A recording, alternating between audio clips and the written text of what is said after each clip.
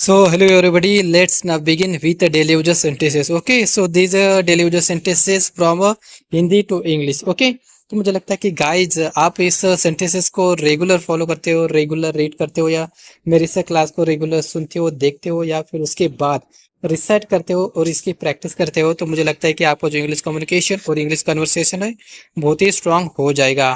तो मैं चाहता हूँ कि गाइज इस ऐसे वाले जो क्लासेस है, डेली जो सेंटेंसेस एंड डेली जो वोकेबलरी, इस दो फाउंडेशन ऑफ द मेथड को अगर मैं आपके साथ डिस्कस करता हूँ तो आपके जो इंग्लिश कम्युनिकेशन, आपका जो इंग्लिश कन्वर्सेशन है वो बहुत ही अच्छे से स्ट्रांग हो पाएगा। तो चलिए आपका जो समय है वो बयान न करते हुए इस क्लास को कंटिन्यू करते B continue let's again guys.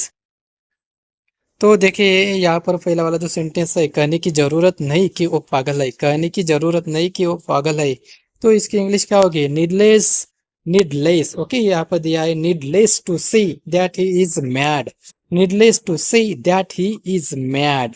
Next वाला सेंटेंस है, पूछने की जरूरत नहीं वो पहले से ही जानता है, पूछने की जरूरत नहीं वो पहले से ही जानता है, तो इसकी इंग्लिश क्या होगी?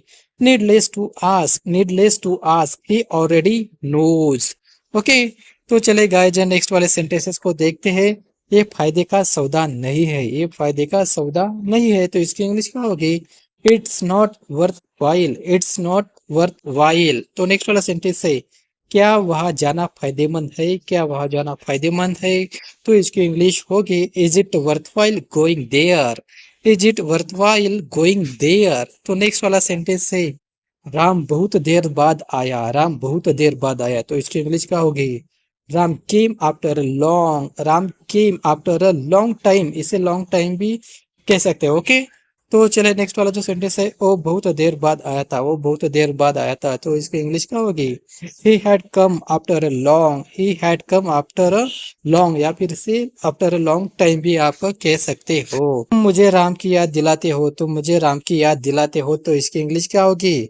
You remind me of Ram, you remind me of Ram. तो इसके नेक्स्ट वाला जो सेंटेंस है, तुम्हारा चेहरा मुझे किसी की याद दिलाता है, तुम्हारा चेहरा मुझे किसी की याद दिलाता है, तो इसकी इंग्लिश क्या होगी? Your face reminds me of someone, your face reminds me of someone. तो चले गए नेक्स्ट वाले सेंटेंस को देखते हैं। मेरे मामा ने तुम्हें पाला, ओके, मेरे मामा ने तुम्हें पाला, my maternal uncle brought you up, my maternal uncle brought up you. Okay, या फिर my maternal uncle brought you up, ऐसे भी ऐसे कह सकते हो। तो नेक्स्ट वाला जो सेंटेंस है, मैं दिल्ली में पला बढ़ा, मैं दिल्ली में पला बढ़ा, I was brought up in Delhi, I was brought up in Delhi. तो नेक्स्ट वाला जो सेंटेंस है, उसने सोचा और सच कर दिया, उसने सोचा और सच कर दिया, तो इसकी इंग्लिश क्या होगी? He thought and materialize, he thought and materialize. Next वाला सेंटेंस है, मैं सपने साकार कर दूंगा, मैं सपने साकार कर दूंगा, तो इसकी इंग्लिश क्या होगी? I will materialize the dreams, I will materialize the dreams. तो नेक्स्ट वाला सेंटेंस है, गाइस मैं हमेशा तुम्हारा साथ देता हूँ, मैं हमेशा तुम्हारा साथ देता हूँ, I always stand by you, I always stand by you. उसने मेरा साथ दिया था, उसने मेरा साथ दिया था, he had stood by me, he had stood by मी।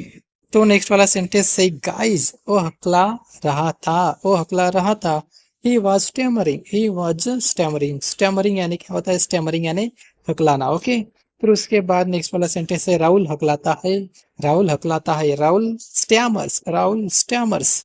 अगर आपका कोई भी फ्रेंड्स हकलाता हो तो उसके साथ आप इस वोकैबुलरी को, इस वर्ड को यूज कर सकते हो। ओके, तो चले नेक्स्ट वाले सेंटेंस को देखते हैं। क्या आप मेरी बात सुन रहे हो, क्या आप मेरी बात सुन रहे हो, तो इसकी इंग्लिश क्या है? Are you listening to me, are you listening to me. मैं क्या क्या खा सकता हूँ, मैं क्या क्या खा सकता हूँ, तो इसकी इंग्लिश क्या होगी?